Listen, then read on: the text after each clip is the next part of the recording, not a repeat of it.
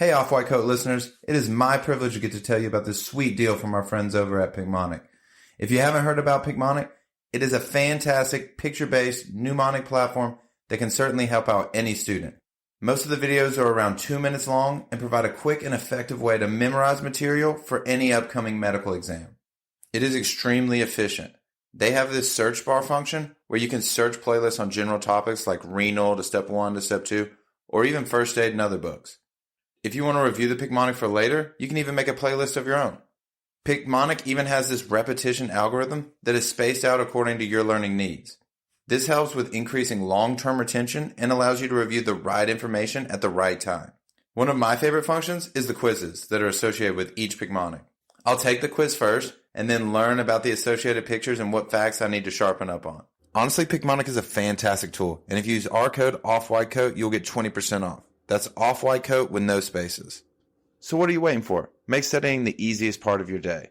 Sign up with Picmonic and use Off-White Coat to save yourself some money.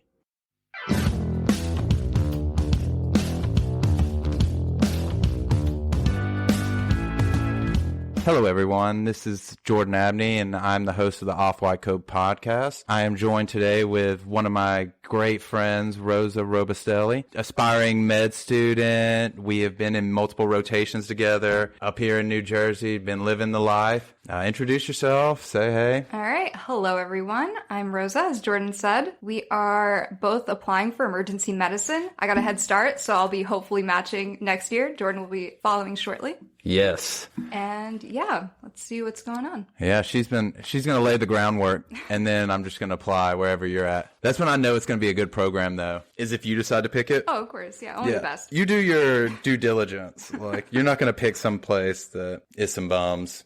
Just do all the legwork for this, yeah. Oh, no. How has that application process been going, though? Honestly, it wasn't bad. I think crunch time for about a month, I was in a panic mode, but, towards the end of it, once that app was submitted, it was good. It was coasting. What was, the most difficult part? I want to say getting, honestly, the letters. I wish I'd started that way ahead of time. Mm-hmm. Something you should be doing. In terms of researching programs, because, IMGs have it a little bit harder. I feel like we have to apply everywhere. So it's not like, all right, well, top 20, top 30. It was all the programs that we apply to, Yeah, you really have to cast a wider net. Yeah. If you're an IMG student, unfortunately, but that's the game you got to play. Yeah, though, so wait, the letters you said was probably the most difficult? That's not really up to you, when they submit it. So I had to submit, and I think 2 of them were still pending. Mm-hmm. So I had to be like, hey, gentle reminder, the app was submitted a week ago. Do you want to maybe look into this for and me? And you had to get 2 slow letters, right? Yeah, so I ended up applying with just the one, and then getting one, after the fact. So just because this cycle was hard with, everything getting pushed from COVID, and starting, just rotation super late. So you mean they sent it in, after the fact, yeah. Oh. So I did my one, I told you October. That was the one, yeah. Yeah. But you've enjoyed, what was your favorite rotation? Oh, besides emergency? Yeah. Or, okay, what else? Or, it can be better than your emergency better than rotation. Emergency? No, that's sacrilegious. I don't know. She's really selling herself on maybe. This. Somebody hire her. Well, I really did like OB. It was my first one. I feel like acuity-wise, it was also kind of similar where, you'd have to manage multiple people who were having deliveries at the same time. And the surgeries, which I also like procedures and surgeries would be cool. Mm. Yeah. Yeah, we did surgery together, and you were some people kind of freak out during their surgery rotation, but you did a really good job of, you enjoyed the surgeries. Yeah, which is why I saw myself for a hot second doing that, but it couldn't be my whole life. Yeah. The one thing that struck me was that in our surgery rotation, we had that resident. She dropped out of her OB rotation because it was too strenuous. And then she was like, I joined surgery. I'm like, was it because it was too strenuous? She said she spent all of her time at the hospital. She said she could never get away, and it was just weighing on her. To do a 5. So she did surgery. I didn't ask very many questions after that. I just was like, wow, okay. That's something to consider. I hadn't done, but OB people stay, they're at the hospital all the time. Probably the same. Residency would have been hard. Yeah. Yeah, that residency would be tough. The only people who... Emergency medicine. Yeah, the only people who actually have a life outside of the hospital, I feel like, in residency. Yeah. I wonder how, family and... IM can't be that bad. I see them there. Are you friends with any IM residents?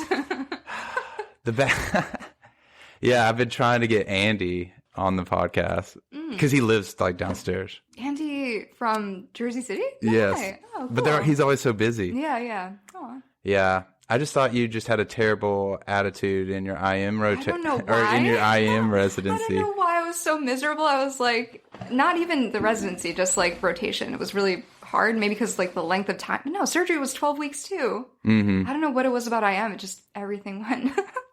I've never been more upset. I 100% agree with you. The decision to go into medicine. I don't know why.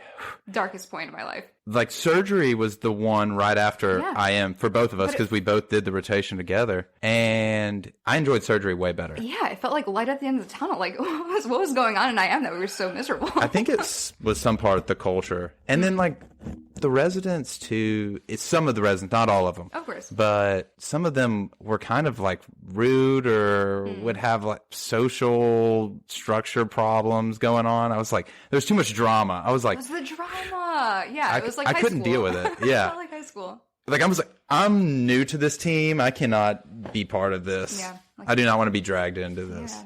You hear like catty behavior coming from like OB. But no, I love the OB. Well, and then the third year residents would be talking trash about the first year, and then it was like a trickle down. Yeah, who would then abuse like the med students. Yes. Remember when we were there, I felt like I did more work for IM than surgery, which my days were longer. Definitely. Which doesn't make sense.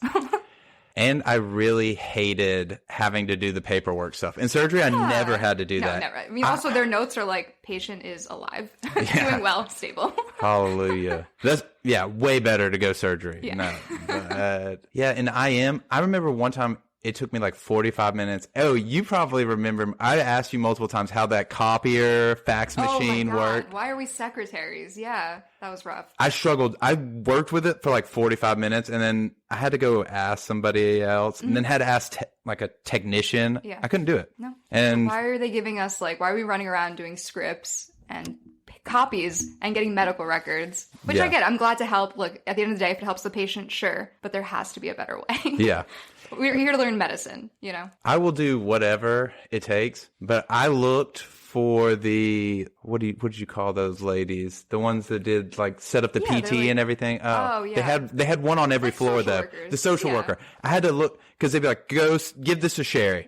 I'm like, okay, maybe that's the social worker on the 6th floor because we're on the 6th floor. No. 4th floor. Of course. I'm like, So I was just going around, and eventually you catch on. But I was just struggling the whole first 3 weeks.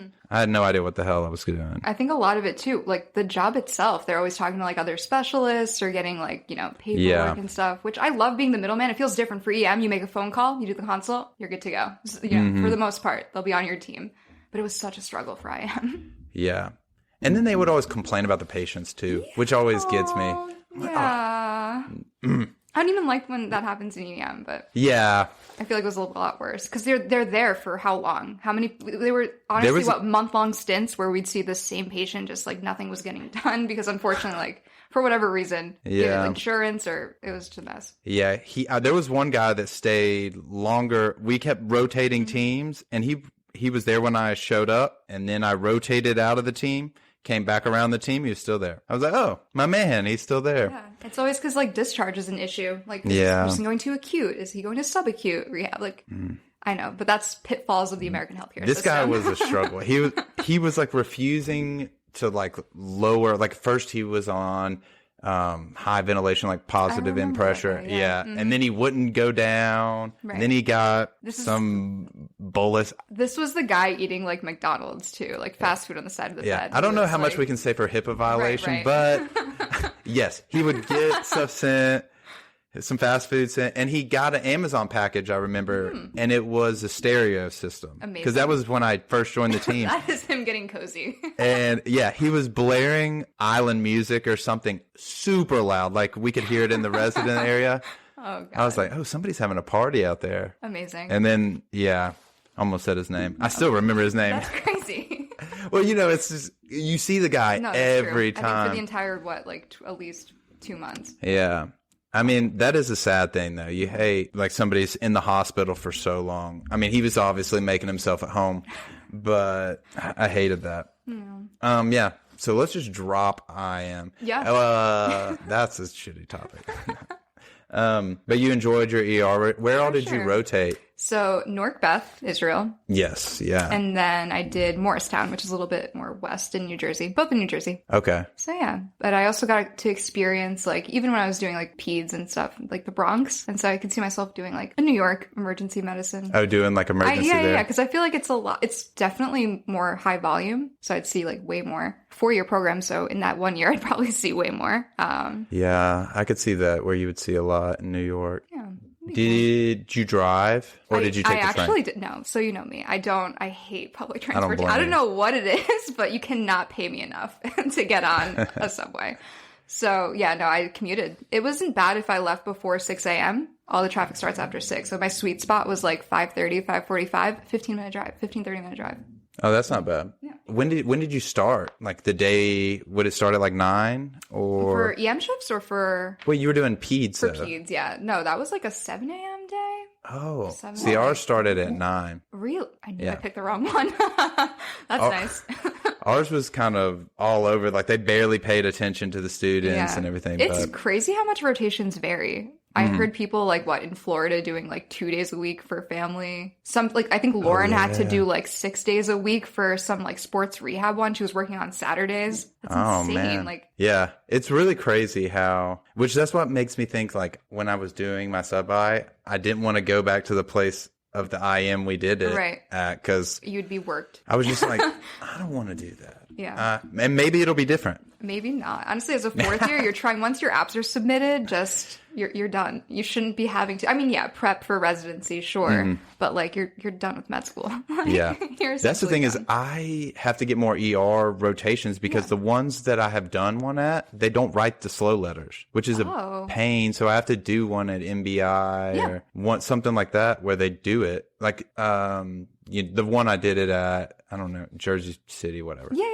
They won't write the slow because it's like from the department. Or it has to be a department chair for like where a residency program is. Like one of the physicians said he would write it. Right. And then it doesn't count if it's not from. I mean, I guess you can, but but it really does not matter. A place that already has like a residency. Yeah, because like half of the letter or half of the like criteria on it is like we put this person above the rest of the people. Like we have done this multiple times, and this in this slow letter, this guy is above average on most of our candidates that we've been writing these about. Yeah, have you seen? I mean, I've seen it. Yeah, I mean, have I seen mine personally? No. Oh no. Yeah, that's crazy. That's what I wanted to talk to you about is when you're getting your letter, which is a pain because you have to coordinate everything, but you don't get to like see your letter. No, absolutely not. I mean, I had one, I guess the clerkship director go over it. Like we had individual like note cards based on like, the evals from a shift. So after every shift we had to give it to the person that we were working with to write things and also like a mini slow, I guess. So then afterwards we'd go over when the rotation was done, like, okay, this is what like you did in this shift. You picked up this many patients, you did this.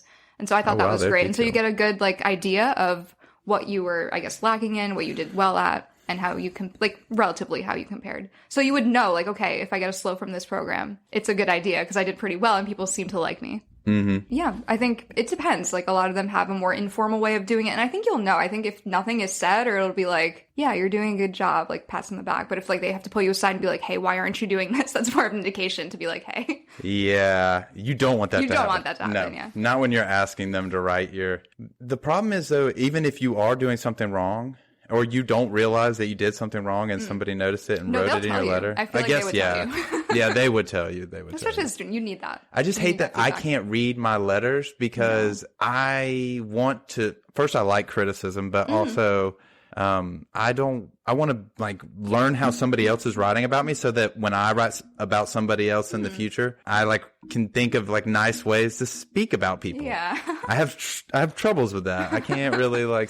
Think of good words to say. Yeah. Even right now, I'm like, I can't even think of what I'm about to say. No, but yeah, like when you can have a good framework. You've seen a beautiful letter written about you, so you're like, oh, let me do that. for somebody else. But when you're on the other side, I think it comes kind of like you've been in that position where you're now evaluating that person, so you can say like, honestly, this person did this. They're like, instead of being like, the typical med student's a hard worker, does great. You'd be like, okay, like this is what they did specifically. They went above and beyond in this capacity. So it's different. Like when you actually can see the person doing it. Like, That's why I just want to be able to read what they said. But more for personal gain. Like, hey, personal what did you gain. Not all.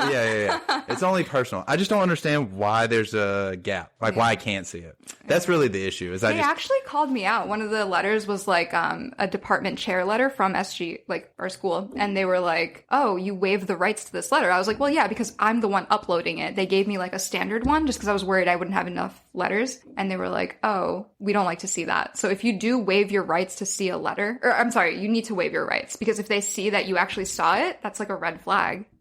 Apparently, well, at least this came from one person. I don't know if that's true across the board, but. And so they were upset. I guess. They literally said, they were like, why did you not waive your rights? I was like, because it just says that I am a student here and I would be good. That's all it says. It's a very like non-official, like I don't think I've met the person writing this letter, you know? Yeah. And dealing with some of the people at SGU can be stressful. It is. Also, I want to say I've gotten where I am on my own. Like the school did not help in any capacity. Yeah. I get a lot of attitude back. I'm not very good at emailing. So the second I get attitude back, I might just not respond for like 2 days. I am. You know how I am. I'm like very aggressive. You're very prompt. Yeah. So it's like, why isn't this getting done? You know what? Fine. I'll figure it out myself. If I can't get this done within like 5 minutes, it's not your problem anymore. I'll take care of it. If you want something done right, I guess. Yeah. I emailed them about changing things for the MSP for... Oh, yeah. I mean, you have time. It's not like it has to be done. No, I do not. What do you mean? Oh, my goodness. This lady just like I put like, hello, miss, whatever. She was like, it's miss, not Mrs. Are you kidding me? First statement. She put 1, it's miss, not Mrs. I've never had someone correct 2, me on that in my life. That's insane. I was like, 1, I was just trying to be polite. 2. Bulleted points. Incredible. Yeah, and it's just like, 2, please read the email that I sent you on. I was like, my bad. I didn't respond to her. Sure. Yeah. No, oh my God. I would have hit back with like, everything I had. Jesus, no. Yeah, like when you send me a hateful email, I will just wait to show it to Mary Beth. And then, so we may never even reply. Because I'm like, Mary Beth, I don't know how to deal with this. I had a situation that obviously cleared up, but I got someone to video conference me. Like that's what I escalate things to. It's like, oh, this isn't answered in my satisfactory way. No. This is what's going to get done on my time. That is awesome. You have to be like Seriously, that. Seriously, though. That's why you're a step ahead. Time-sensitive issues, come on. Like, this will, if you don't get this taken care of now, I'm telling you, it'll be like next year, come applications, and the same problem will come up. Yeah, I'm really bad with the technical issues. My manager over there, Riley, she's terrible at this. I remember when I was like setting up all the rotations to begin with, I had applied to Ohio. Like I had said I wanted Ohio. And then I said I wanted California. Okay. And then I had said... Yeah, I had family in Ohio. And so that would have been I would have had no problem living there. There was a house, blah, blah, blah. Cool. And then I was like, California wouldn't be bad. So they put me in Jersey. And I was like... I mean, I'm thankful for that. Yes. I am too. I had a great time. But I was emailing them and some people were saying, call people. I tried calling. None of that works. And my buddy had also had that problem, and his dad had like messaged somebody, he got it changed. Now he's a California native and blah blah blah. But I was talking to the father because I went and visited him, and the father was talking about like, oh yeah, I just sent something to the dean, and he's like a high level business banker guy. Sure. He's like, I always use the word escalate. Yeah. And he's heavy Indian accent, and he's like, I always use the word escalate. And then I'm like, okay. And then he was just like, no, use escalate. I will. Do you want me to escalate this? It's just how he responds to emails. What did I just say? Yes, 100%. He's like, it freaks people out. And it does. Like, I need to start using this word. I also threatened to leave the school. I was like, I'm going on a leave of absence, whatever. So yeah, they're like, you just got to go nuclear. That first the first slight inconvenience. No, just nuclear all the way. That's the way to handle it. Yep. That definitely gets more stuff done. Because when you're messing with me, people just kind of push me aside. Yeah, you're never going to get a response back. I'll never get anything. You're too Southern. I remember I bought these stupid, like the leggings that you get online that have like fur. For yourself? No. Yes, I did. I love the furry on the inside. No, I got it for Mary Beth for like some Christmas present or something. And it comes, and I get it like an extra large, so in case it's big or whatever. Okay. It comes as like, I mean, it was so small. It was like children's I guess size. if this is the Chinese sizing or whatever, it was so small. Like it looked like my little sister could fit in these. And I was like, this is an extra large. Either way. And the fur that was like labeled, it was like, have you ever seen those Facebook ads where the girls like pull down and it's got like the full cashmere cotton, whatever. Visualize it, yeah. Yeah. Well, this had like just like raccoon fur lining. Oh, God. And it had nothing past like just the line. A mess. I emailed these people. I was like, you sent me the wrong thing. I sent pictures. They just ignored me and they were like, oh, we can go. And I kept like saying I would escalate it and blah, blah, blah. And then they just faded away. Your first mistake when that happens, you just get on the phone right away. It was a Chinese. Right. But you could also transfer another secret I found out. And I don't know why I'm disclosing this because this is like foolproof. You say, can I be transferred to the American office? And that's where the real business gets done. Ooh. I promise you. I realized that it was a scam. And I was like, well, then screwed. I can't help you there. I'm sorry. I was just like, I don't think there's anything I can do for this. They got me. Damn. That was like the one time I was vividly like emailing people. That's really funny. I was like, I will get to the bottom of this. I will get my money back. No. I will get that $30 back. Well, you better change your credit card because 100% that was a scam. It was definitely a scam. I mean, I bet we still have them. I might be giving them to you. Thanks. You're small enough to fit into them. It was ridiculous. Well, what? I did have one. I did have a couple rapid fire questions for you. I hate this. It's like an interview. What? Yeah.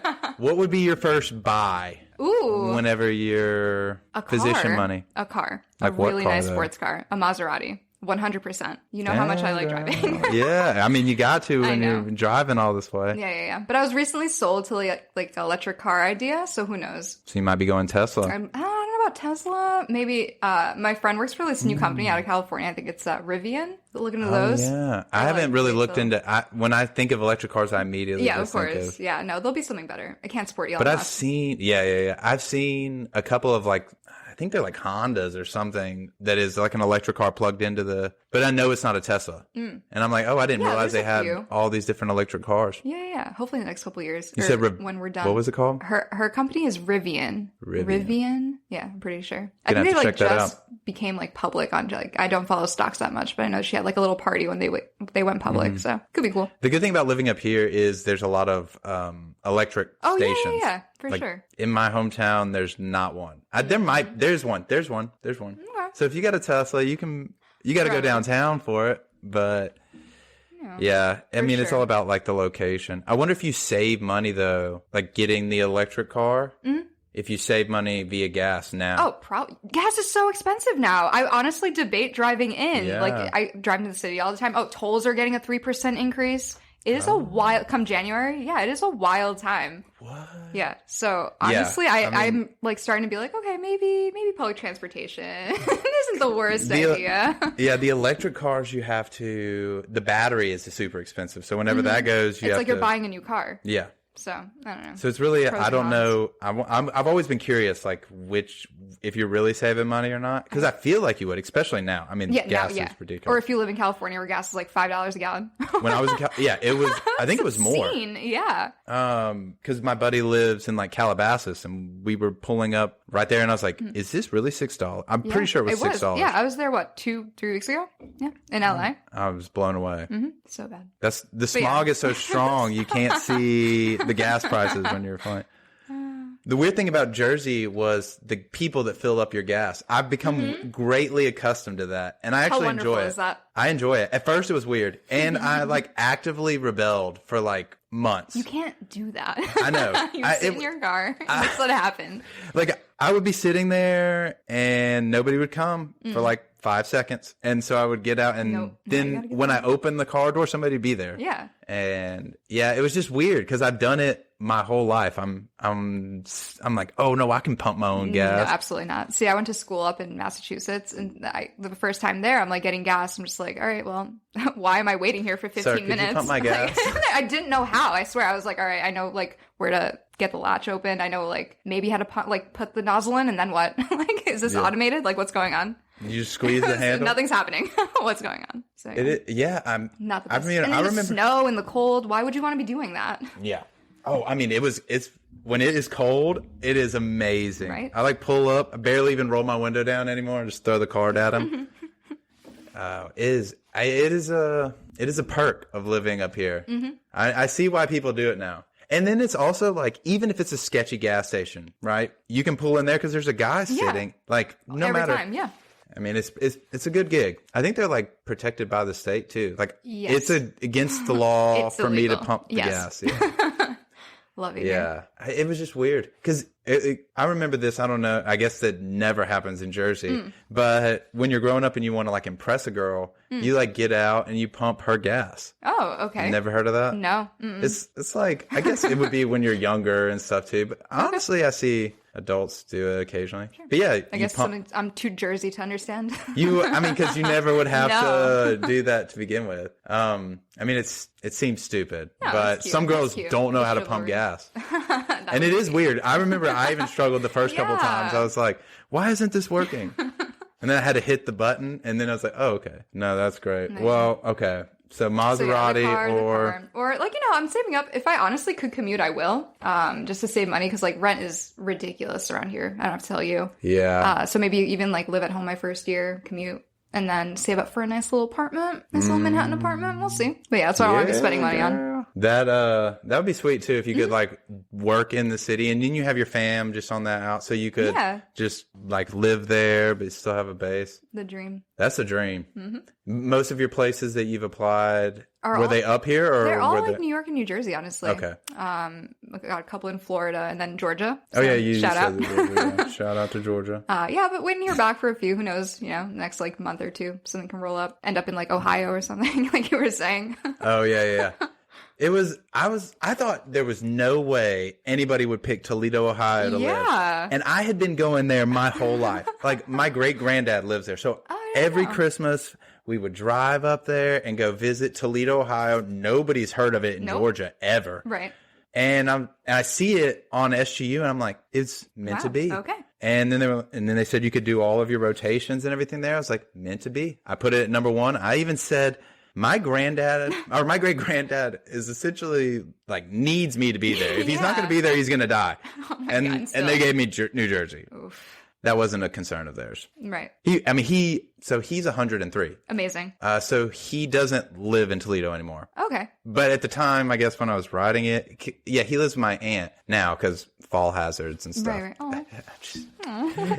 But no, he's doing great. He's oddly very like with it. Oh wow! At 103. Oh yeah, that's amazing. The only thing that's gone is his hearing. You're screaming. So you're screaming. Oh, I get like FaceTimes and I'm just staring at an earlobe. Yep, that's really cute. Yeah. Oh, and he at like 101, his hips started where he couldn't walk up the stairs. Aww. But he's about as stubborn as I am, so he's like he's like laying on the ground and like lifting himself up. I'm like, you're 101. Stop. Stop. Yeah. Yeah. You obviously know you're a fall hazard if you're having to scoot up the stairs and back down. What's that like elevator chairlift thing? You should get him one of those. Yeah. I guess looking at that. This staircase could not hold it. It's like one of the No, but so I was dead set on Toledo and the House of Wallpaper. Love it. And they took it from me. So I'm more glad though that I came here. Oh, for sure. How many experiences did you and MD have? Like, come on. And I got to see all the stuff. We've got to do a bunch of stuff. It's all the bucket list items. Rosa is the person to go to for recommendations. You hooked me up. Oh, I'm glad. There was a moment of like clarity I realized in our IM rotation where I was like, how do you like endear yourself to the residents that you've just met? And you're just like, how you don't want to sound stupid. Right. You've got to speak though. You can't just be like standing in the back like cowering. Weird as hell, yeah. Yeah. And so we would talk about food. Yeah. I would ask you about food. Just like everyone loves food. And you would, because you're so good with writing, you'd be like boom, boom, boom, boom. And people would be like, oh, yeah, I've been there. And they would chime in. I was like, we have a system working here. We have a system. And I'm sure by the end, they were like, these people just only talk about food. Yeah. Which was good. I wrote a whole list of things that you've told me. Yeah. I've hit a lot of those. Nice. I've hit a lot of those. Yeah. I was about to start bringing up ones, and I was like, no, we have to stop there. We have to stop there.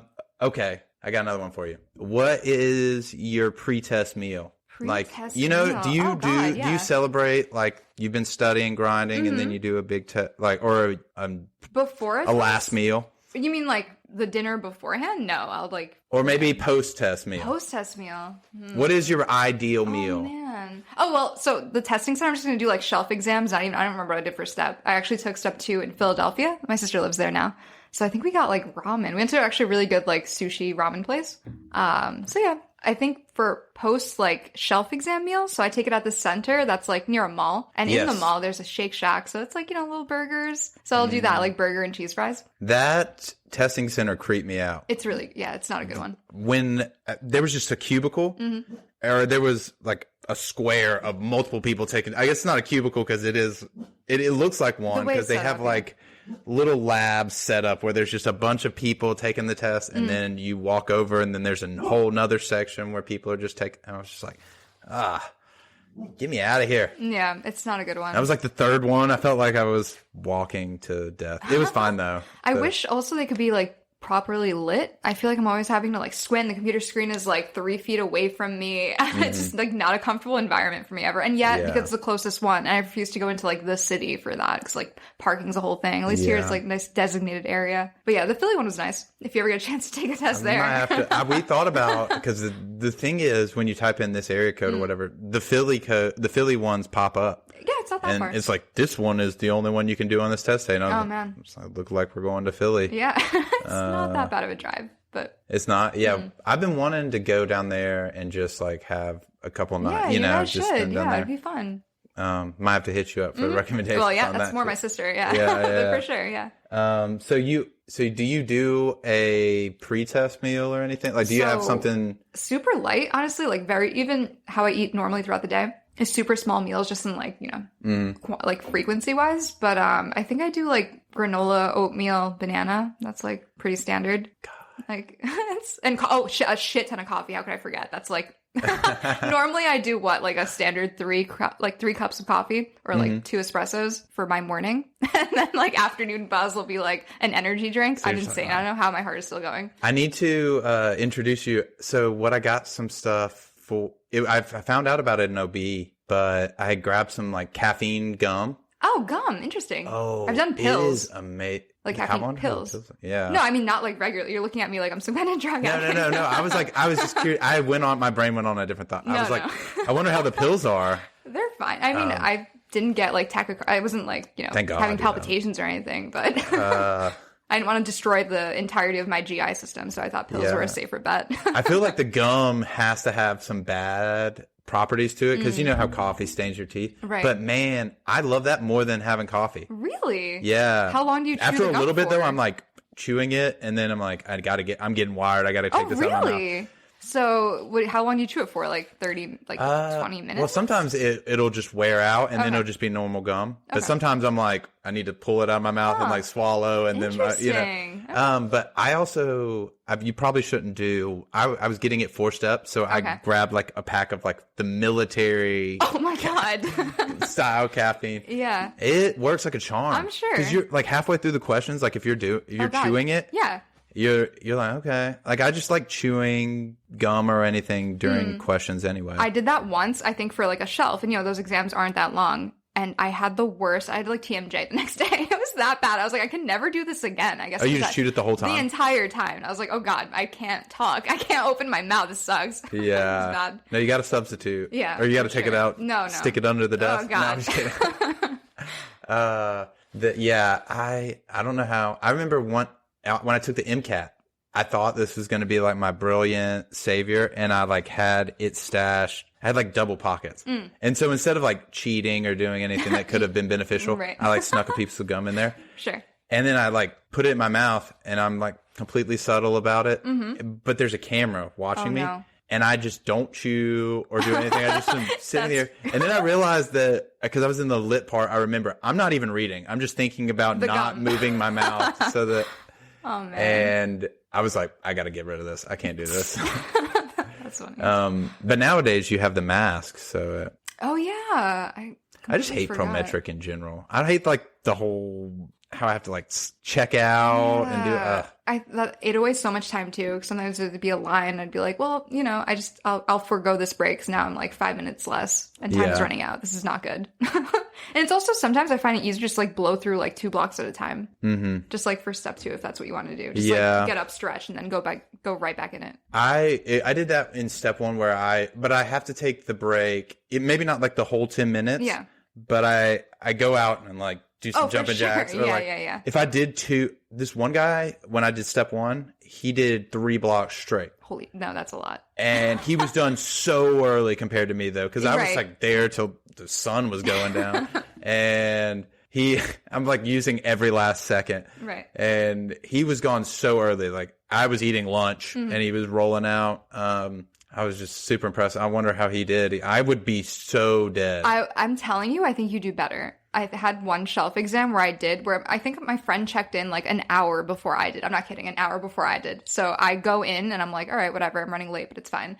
I go through that exam in like maybe an hour. I'm just like flying through questions. It was my best shelf exam. I'm telling you, I think we second guess ourselves. At least I say I do this and just like end up changing my answers and doing worse on exams. Mm-hmm. So just like first gut, go. Because it's like, it's too hard to like think back and be like, okay, wait. And then, Yeah.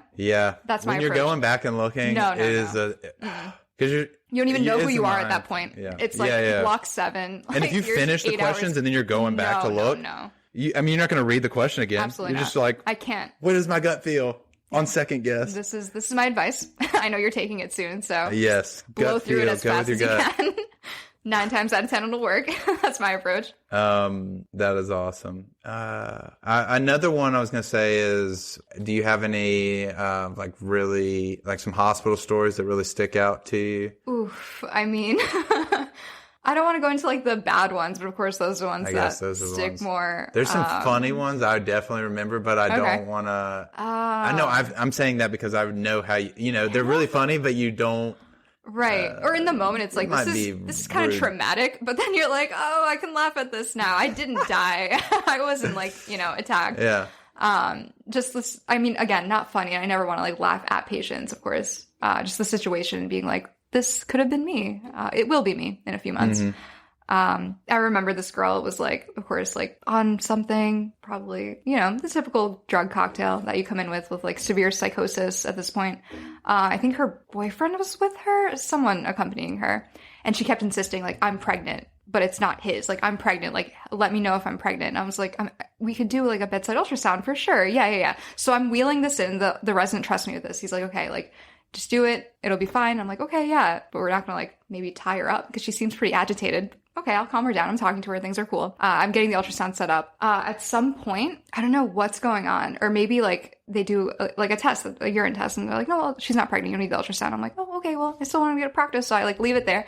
And the resident comes over and I think he's explaining the case to like the attending. I can't remember if it was like a trauma. She was like hurt, but not really. So he was like, okay, this is what's going on. This patient so-and-so, and she hears, like, it's within earshot of the patient who is again, not okay.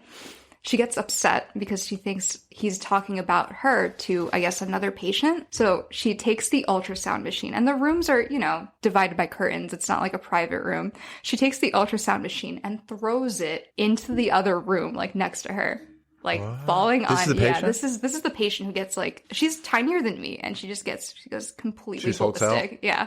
So I was like, oh, and then she goes outside of the room and starts going for the resident and starts like swinging at him. And I'm just like literally in between them. And I'm just like backing away. Okay, that's what's happening now. Cool. And then obviously, security, whatever. But that's the kind of thing where you're like, huh. Maybe. That's when you immediately call. Yeah. That's the one thing about the ER. You're going to see a little bit of that. Absolutely. And I'm just like, oh, maybe I should reconsider. But it's like, it's obviously. I mean, with my mom, she's kind of a smaller lady too. She just rolls in with big security guards. Yeah. It's just, those kind of things where you're like, I will be getting punched in the face at some point for sure. Oh, yeah. For sure. There was a couple in my psych rotation. There was a couple people where they were like, this man may punch somebody in the face. Yeah. Or like I saw a lady spit in somebody's face. Oh, yeah. Those are the worst. Oh, how disrespectful. I know. I remember one of my friends was telling me he was at a New York hospital and they were telling him how they have BLS sedation. And I'm like, no, I don't think that's a thing. BLS sedation, they can't do that. What? And then he puts up his fists and I'm like, you're joking. That can't be real. And he's like, yeah. They just like close the curtain. I'm just like, what? That's not a thing. That can't be a thing, right? I still can't tell if he was joking, but part of me doesn't think he was. I mean, let's hope he was. Yeah. Yeah. There was, oh my gosh, there was a couple. I remember, and just to bring back I think I remember talking to you about this during the rotation. Because I was with another medical student and we were both on the same team. And we go to see his patient first. We're like, oh, we'll be a little tag team. Mm-hmm. We go to see his patient. He talks to him, blah, blah, blah. And then we go to my patient and we were just picking and I saw that this one was a moderate risk of violence. So usually those are the ones I immediately go for. I don't know. People are like, and I'm just like, she can't be that bad. Right. We walk in and she's zonked. Like she's on some drug cocktail coming down and she's knocked out and she's wearing nothing and her blanket is just I guess she wasn't wearing a hospital gown. Oh, okay. Because she's down and all I'm looking at is like her chest. Sure. And she's like 50, 60. I guess I don't want to say too much for HIPAA. Right.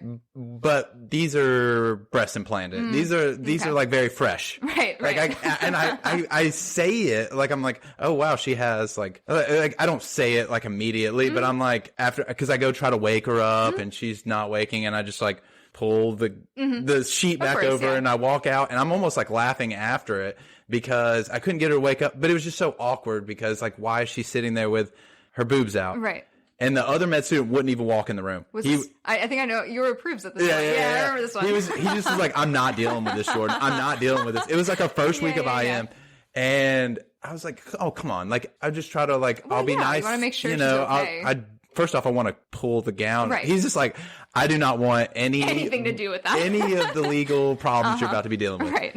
And I just remember it being so awkward. And then you talked to her at one point. Oh, yeah. No, the next day she was the sweetest lady in the world. Yeah, she had some problems though. She had some drug problems. Right. But she was super like nice the day and then she had like terrible cellulitis. Like there was like I don't know what but her fingers were all, so I'm like checking her fingers and she's like knocked out. And, but I was like, oh yeah, there's this lady. And it's like, it's kind of awkward that she has these like this breast implant. It's like, how do you know?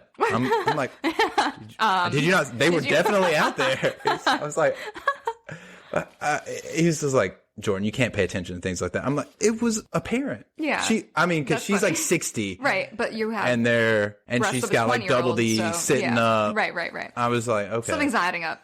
Yeah. And her arm is swollen like 3 times the size of a normal arm. I'm like, poor lady.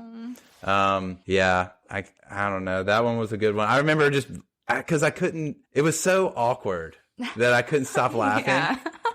It's a good one. Like I'm so glad she got the help and everything. It was just like because I was just like I don't know what do I do with this? What do I do? Yeah, like because I mean most of the time you can wake them up and you have to give your presentation to your attending. It's not like I could be like, oh, I walked in there sleeping. Yeah. Oh God, I hate. And this is the first week. Yeah. The good thing is when they are sleeping, like or when they're like that, and you try to wake them up, and then you just tell the attending like.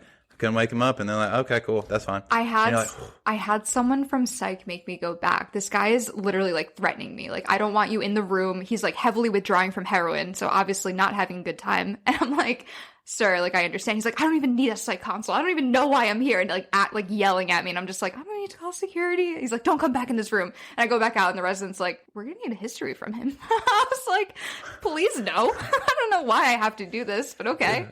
Can I get some supervision? I think I brought someone else in, and I think he forgot who I was because he didn't recognize me when I went in again. I was like, oh, that was a close call. It was the next day, so he seemed a little bit less irritated. So, oh my god! But that was too close for comfort. That's too good. I had a lady hit on me in my psych rotation, so we go we go into the room. Or not even the room. We go into the general area. Everybody's in this. So scary, by the way. That was such a scary place. Yeah. And you remember? Yeah. Oh my god. But this girl, she's like, oh hey, Mr. Blonde Doctor, and I just ignore it because I'm like, maybe there's no other blonde doctor, but whatever. We're ignoring it.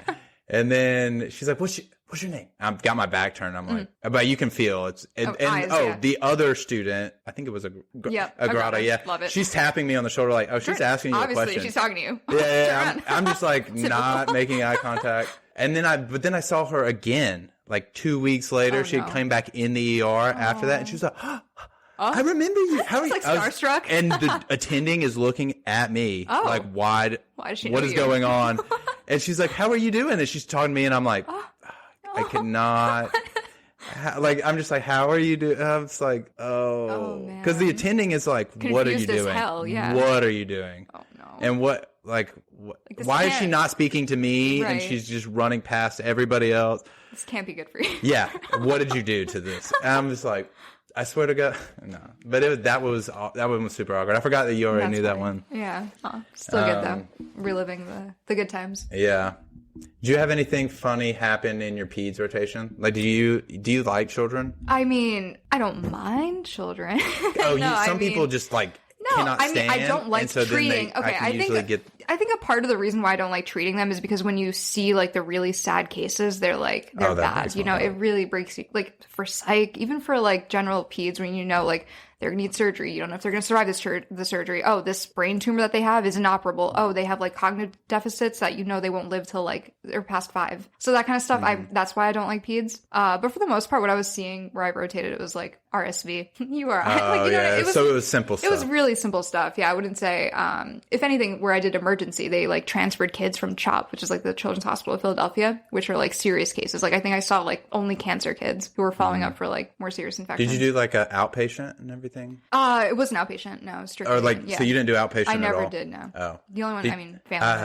I was only thinking, I had seen, and let me get my grammar right before but I had watched a episode of South Park, and it was talking. You watched that? Okay, thank God. But it was an episode of South Park, and they were like, Cartman's mom was they were trying to get Cartman vaccinated for something. God. I can't even remember. I don't even think it was a COVID. I saw the clip of this one. I think it was like a recent one, right? No, or is it old? I don't know if it was a recent one. I really can't remember. I definitely remember watching it, and then like I had watched the episode years ago, and then I saw a clip pop up recently, like on some social media thing, and I was like, I remember that, and it was so spot on to my so in the episode, they're trying to get Cartman vaccinated, and the mom's like, "You have no idea how difficult it is to get him vaccinated," and he's like, we'll give him some incentive, and then he's like, "Oh, we're gonna." He's like, "Oh, there's a shot," and he gets to the doctor, and then he's like, you just hear like. He's like squealing like a pig and he's running around naked. And I saw multiple kids like get vaccinated, and that was like the experience almost every time. You're kidding. Oh, it was crazy. Like when in the outpatient, you know, like everybody has to get their vaccine. Yeah. But like if it was like a 4-year-old or something, and the doctor, they've been to this doctor like 2 or 3 times, and they know that they're about to get a shot when they go to the doctor. Yeah. Oh. The doctor is doing something. He's like, oh yeah, there'll be the nurse tech or whatever is going to be in here shortly. And then the fear just I see it. I'm like, one time I was holding this little girl because like, you know, sometimes I was in the outpatient and they would. Like I would just play with the kids while the parents are, you know, adorable. And she looks at me and she was like, "Oh," like when he walked out, because I would stay in case you needed somebody to hold you past, down. And that's exactly what it was. It was like everybody was like, "Ah." There was so many times where I felt bad because sometimes most of the time they didn't need me, and I would not volunteer any help unless they were squeal pigging running around and they were like, Jordan, grab this. We need somebody. Yeah. But I would just watch. And so you never saw that? So the few times that I did see like kids, it wasn't for vaccines. When I was doing like the cardiology, I guess not really outpatient, it was still like in the hospital, but they would follow up. This one kid had to get like an echo, like just like basic stuff, not even like a CT or anything super scary, just like the probe wasn't able to go on this kid. So they're like, all right, contact anesthesia. We're not dealing with this. Like they straight up, like they refuse. The second a kid gets a little bit like disgruntled, they're like, that's not our job. Yeah. We're not there. Cause like the parent should be doing that. And like the parent always takes a back seat for some reason, which I understand. Like they don't want to you don't want to be the enemy, right? You don't want to have to forcefully hold the child down. Right. But yeah, they never once were like, no, forcefully do this. Like hold the kid. No, anesthesia, sedate him. That's when you know you've got a legit parent. Yeah. When they hold them down in the old school. Like my immigrant parents. It's always them too. They'll stand at the head of the bed and just hold the shoulders. No, they would just have to, like my parents would have to look at me and be like, hey, why are you acting up? Don't do that. Now thinking back, there was multiple times where in the ER, because we did a rotation in the like peds ER, which was like great. Yeah, but love peds ER. Yeah. They like the kid would be flailing or doing something. They had to drain some fluid from some. One kid had like an ear, like tympanostomy. Like a tympanostomy. He had like almost like an abscess on the outside of his ear, or something like that, and they were trying to drain it. Okay. And this kid was going like, and they were gonna let me drain it. Oh wow. Okay. Like they are. Yeah. I was gonna get to poke, but the other med student had to hold. Oh no, I wouldn't trust that. I would not trust that. It was one of our friends, but she's not the strongest. Either way, the kid goes like, yeah. It just starts with, because at first the kid's calm, and then he's like, flay, and then they're like, give me no, you're not doing this anymore. Yep. They're like, you're holding the kid. She's not holding the kid. But I was this close to stabbing myself because I was like about to help, and then I'm like, I pull back and I'm about to like stab my own self in the eye.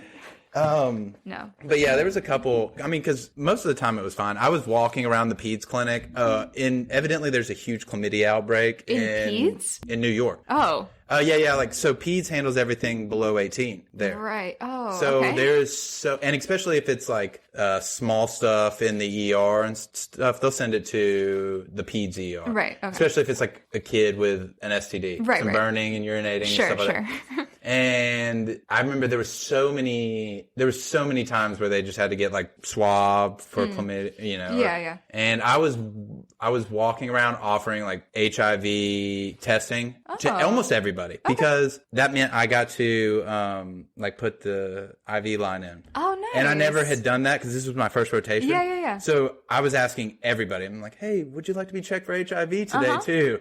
I know you have syphilis, but we can also get everything. We can check everything. And he's like, I guess. Like, you think it's good? I'm like, it couldn't hurt to know. That's awesome. Oh my God, I was asking everybody. It's like, hey, do you have HIV? They're like, my kid's 6. Right. Oh man. Oh. That's one thing I wish I got to do more, like put IVs. Like weirdly enough, you'd think like, okay, get the med student to do that. I put maybe like a total of 5, 6. I did a few ultrasound guided ones, which was cool, but getting IVs started, terrifying if that's what I have to do next year. I did a decent amount in peds, way more. I did none in IM ever. No, me too. Same. And I guess I did a little bit in the ER. Yeah. But sometimes, especially in the ER, it's never somebody that's easy. It's like I know. And not to be disrespectful or anything, but it's usually like a bigger person. Right. Maybe they're black. Older. Because it's just harder to see the veins and everything. Yeah. And you can't. They've got diabetes. Yep. They're like renal failure. People, you look at their arm and they have just sticks. Yeah. Where multiple people have tried, and you're like, okay, I'm gonna do this. Yeah. The med student can accomplish this for sure. They go ahead and pre-warn you that they're a hard stick. And then in your head, you're guaranteeing that you're not gonna get it. Even an easy stick, I was like, oh God, I have to call a nurse in to help me. The worst is when you're sticking them and they're like, oh no, like nobody ever has a problem with this. Yep. I've had that literally happen. That happened to me once. One time I got it in, and then the person was like, "Oh, I don't feel good, man. I'm starting to feel weird." And I was like, it's going in. Are you sure?" Oh my God. And he's like, pull it out. I'm like, are you okay? And then good. Like he felt better. I don't know what happened. It was in, he didn't trust but you. he definitely. He started. I don't know what was going on. We just used the other arm. It was fine. I just chalk it up to being psychosomatic. I don't know what happened. I really have no idea. He was like, I don't feel good. He started getting flushed. And so I felt bad. I was like, okay. Pull it out. Wow. But I had stuck him like once and it didn't go in. And so I felt bad because he had just said he was easy. Right. And then I like shifted it and then it went in. I was like, okay, thank God. It went in. And then he started like going bad. I was like, oh no. God. All right. I was like, don't let me explain this to somebody. The guy sympathizes and you're like, well, all right. He was like, he said, I think I'm going to pass out. Oh my God. I started going, like, evaluating all my options. I was like, well. At that point, send for help. We have to, Send for help. Help. You pass out with him. Well, yeah, it can be tricky because you haven't done it that many times. No, and really, and when a nurse comes in, they're like, and so fast. It's like, wait, I'm trying they're to not even looking. I know. And then I'm watching their hands. I'm watching them. I'm like, okay, this is exactly it. Maybe I just got to smack the vein a little bit more. All the techniques. I'm doing it all, and it's not helping. Feel that. Yeah. Let me suture somebody because the vein thing. Yeah. Suturing's great. Yeah. Get me on anyone to suture. Even face locks. I like that. I got to do a couple of those in the ER. Yeah. Those are way more fun than, I can't do it. No, I don't know how. I don't know what. Ultrasound is great because you actually get to see what's going on. Yeah. I would do all ultrasound guys. I think a lot of at least the ER physicians and the one that I was in, most of the time they would do a line. It would always be, and I ultrasound all the way because that's probably way better. For sure. Just having me guess is not a good one. Absolutely not. Oh my goodness. I can't believe I told this. Yeah. I still owe that man a drink. He was like a bartender and he was like, he said you owe me a drink after that. I was like, you're 100% correct. I do owe you one. If I ever see you again, I will buy you that drink. Poor guy. I know, right? Well, I mean, I guess we've kind of talked about your future plans, right? Yeah. I mean, undecided for the most part. Probably a fellowship. I also like, I was thinking of doing like an MPH because my undergrad major was actually like public health. Okay. So like down the line, that'd be cool. Global health. But I figure I end up in like a New York program that is essentially doing global health, kind of like at your front door. Because you see so much stuff here that you would like how many different different people, different populations. The diversity here is like second to none. So would you do that during your residency? I mean, I even asked this question, I think, for an interview. I was like, how easy is it to do, like, an online MPH? Because that's, like, pretty feasible. They're, for the most part, I think, like, 1.5 to 2 years. I mean, you could, like, do it spread out. I think, I think it's 1 year. But if you were to spread out, it'll be, like, 2, doing it part-time status. And they're like, no, we really don't like to see that, especially during intern year, right? Because you have, like, so much going on. You're still studying. Like, we're still, we have to take step 3. You definitely don't want to not know the answer they're asking. And then be like, well, I was up late studying for my master's of public. Right. So, I mean, I don't know. If I had a little bit of time, I mean, that'd be something for you to look into. But for the most part, it'd have to be after residency. It's definitely something I guess I could consider. Let's hope this podcast doesn't. Please, somebody hire me. I've always thought about it, but at the same time, I feel like I'm just throwing my money for another degree. Yeah, like, I don't know how I'm going to use that. I don't know. Yeah, I guess I don't know how I'm going to use that in what I want to do, which would be. I was even thinking like MBA, work doing, diligently. Like, administrative work, that could help more money down that route. It could bring more money. That would be a plus. I'm like, somebody hire me so that I can just work and get the craft under my belt for like 10 years, and then we can worry about administration. Right. I don't care Go about into consulting. Now. Yeah. If you want me to overrun your business, I can do that too. But I would much rather just work at first, just like take care of people. Yeah. And so we'll see. One of the fellowships, because what's one more year, right? That's what. Yeah. Like pretty doable. That's what I'm hoping. I've been looking into maybe like a research opportunity, like where I would just work in like some lab or whatever. Okay. For the next year. Yeah. And I would do this. Yeah. And whatever. You got to bring some famous people on I'm waiting for you to. Yeah. I'm waiting for you to become famous. And I mean, give me a year at least. I mean, whenever you are an actual resident, you're going to bring a lot of clout here. I guess, sure. That'd be fun. That would be. No. Yeah. I'm hoping, everything works out. And whenever you get your residency, I'll just be 1 year behind you at the same place. I mean, that'd be great. Get to bully you. Then you, I can see it. You walk in and start pimping hard. Oh, yeah. You really don't know how to put a line in, Jordan? I know. Oh, you use it against me. You know what I'm weak evidence. At. I'm pretty sure he doesn't know how to put a line in. We should ask him to do it right here in front of us. I would never. Only nurturing wholesome environments. Oh. That's what you want out of residency. That's what you want, yeah. Please. Kidding aside. Like, you don't want to go into, like, a place where you don't even feel comfortable. Like, hey, I don't know this. And then what? Have people mock you? Yeah. Especially when you don't know anything about it, too. And you're trying to... But... Luckily, they have like some like websites and like people talk about like the environment and stuff about the residency. If I hear one more program, we are a family here. That is the quintessential line that you get from like every program.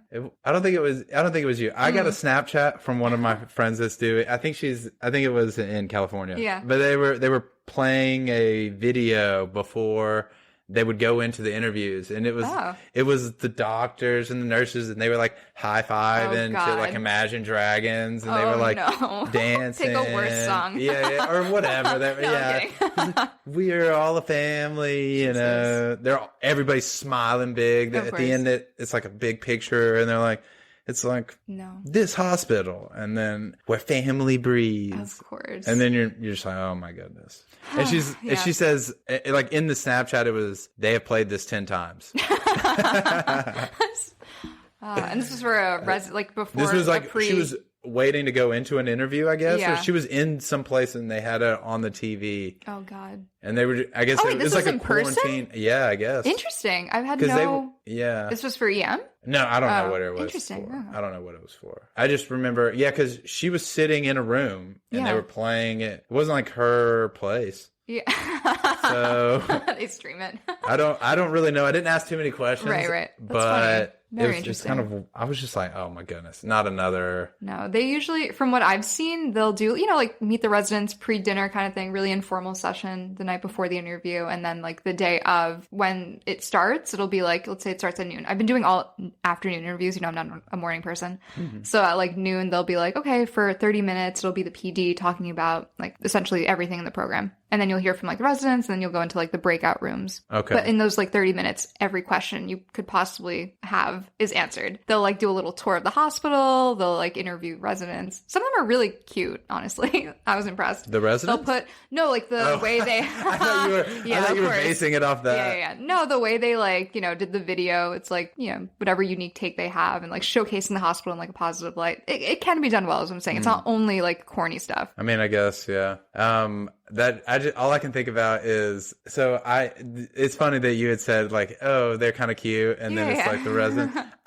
The funny thing is you would never think that, but I have a friend, and this is just men, I guess, in general, sure. But oh God, I know where this is going. he got in his first rotations, and he was like, he sees the list of people, and he starts looking up all the people. He's like, man, I don't have any cute girls. Oh my God. Yeah. It's actually really funny because I had a kid ask on an interview, not like someone I think he's from SGU, and he was just like, oh, what is the, I swear, I think he went as far as to say, what is the dating scene here? Like, are most of the people single in this? He asked, like, I'm hoping it wasn't a program director, but he straight up was like, what's the nightlife? You guys go out? Which is normal, but he took a step further to be like, are people single? Are other residents single? Yeah. Are they married? What about the attendings? I'm not joking. The nurses, as an actual interview question. Wow. Yeah. Ballsy. That's bold. That answer to that should be, you're not supposed to shit where you eat. Right. Also that. Thank you. Yeah. That should be the answer to that. Go look somewhere else. Go to a bar.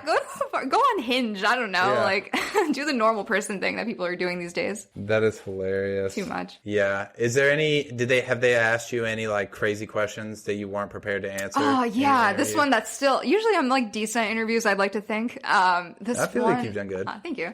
This one. I've been softballing questions. You have though. I had a cheat sheet before. This one associate PD was like, tell me something that you're an expert in and teach it to me. And I'm just like, I was like, oh shit, I don't know. What am I good at? And then I'm like, I've been picking up the guitar again, which is like, you know, a hobby of mine, but very like, I know music. I can like read music. I play other instruments, but the guitar is something I always wanted to be like better at. So I was like, oh, guitar. And he's like, okay. But then he goes into like a whole like, teaching someone to play guitar, I'm not going to be able to do. And also he's like, well, where is it? And I was like, oh, I didn't bring props with me. I was like, oh, this is embarrassing. Because now he thinks I'm like lying because I don't have a guitar like next to me or something. Like, what the hell? So because it's online. This is virtual, yeah. Okay. So then... Because he's like, you didn't bring your guitar? I was like, and I'm like you in my room. You just got strapped like, to your back? Yeah, I just whip it out. So then he's like, well, like, what kind of music do you play? And I'm not about to tell this like 6-year-old PD I play like punk rock from like the early thousands because like, what is he? No, like, I don't know. So I was like, well, you know, like a little bit of classic rock, a little bit of modern. Obviously he tells like I'm lying because like I don't really know. Like I listen to a few like Led Zeppelin, like I don't know, Pink Floyd, but that's the extent of it. I'm not playing this music, obviously. It'll again be like my little Paramore, like really embarrassing shit.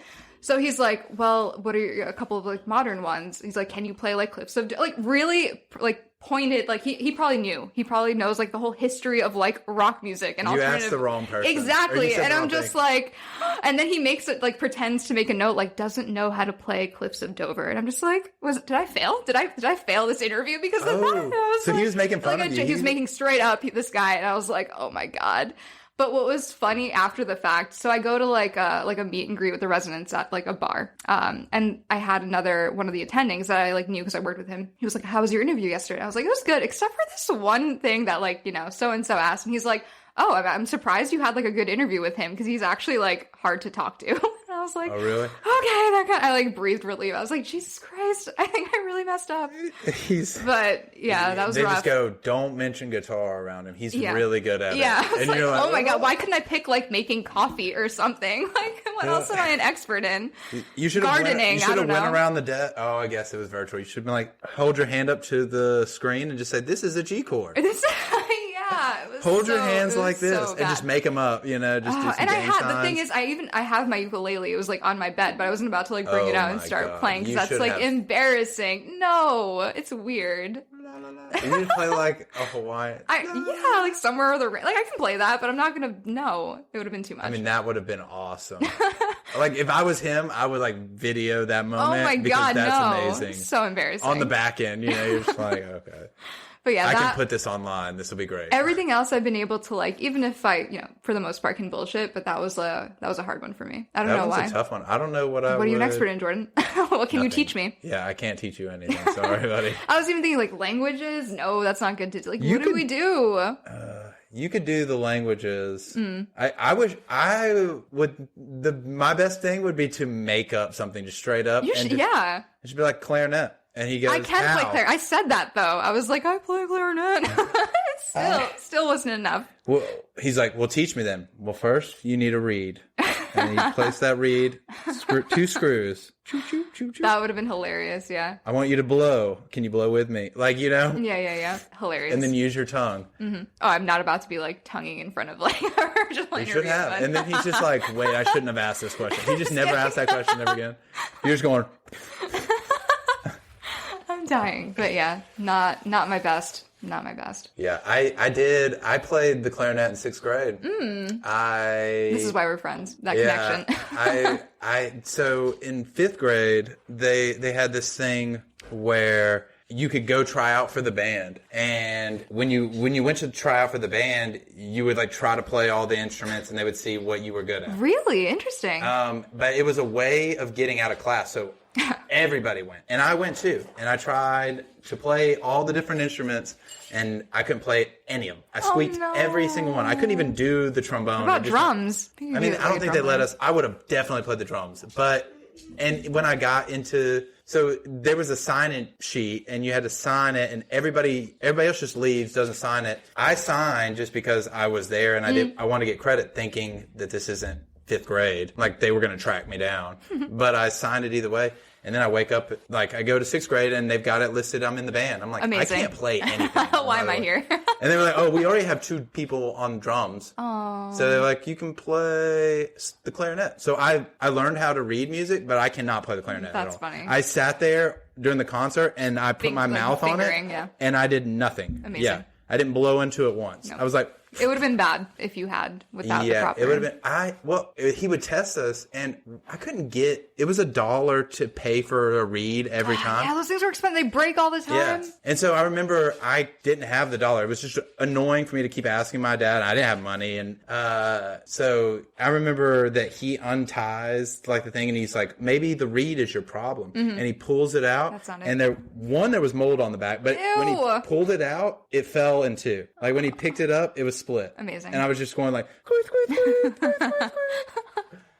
Oh man. Yeah, no, but I got to sit near a cute girl, and it was worth it all. Very nice. I got to work on my talking.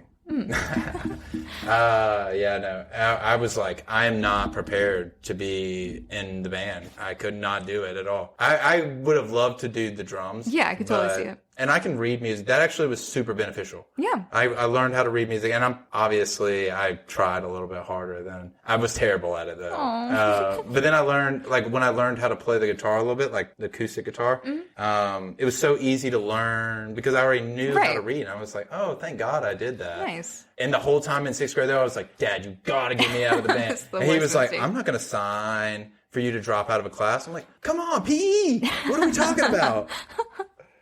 We're not going to do good times. Yeah. Well, we've been going for about an hour, so we'll probably wrap this up. Yeah, sounds good. It's been great. Rosa, you're amazing. Thank you for having me. It's been lovely. This lady. Be nice. And then you next year. Yes. No, it's been amazing. Hope everybody else has enjoyed as much as I did. Thank you, everyone. Thank you.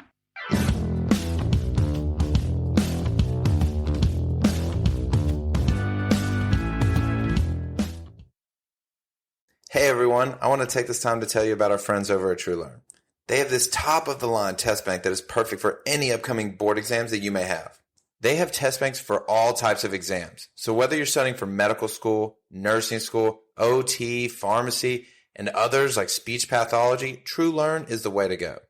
If you're like me and going through medical school, they have question banks for all the big exams, like Step 1, Step 2, and Step 3, with quality assessments for each exam. Look, I know we didn't go into healthcare because we love taking tests. This is the hard part of the job. Make it easy on yourself with TrueLearn. Sign up now with the code OFFWHITECOAT to get $25 off your purchase. That's OFF white coat, no spaces, to get $25 off your purchase. This is a test bank that you do not want to pass up on. Make this easy on yourself. Take the deal, pass your boards, and get back to enjoying the reason you went into healthcare. And make sure to use Off White Coat when you pick it up.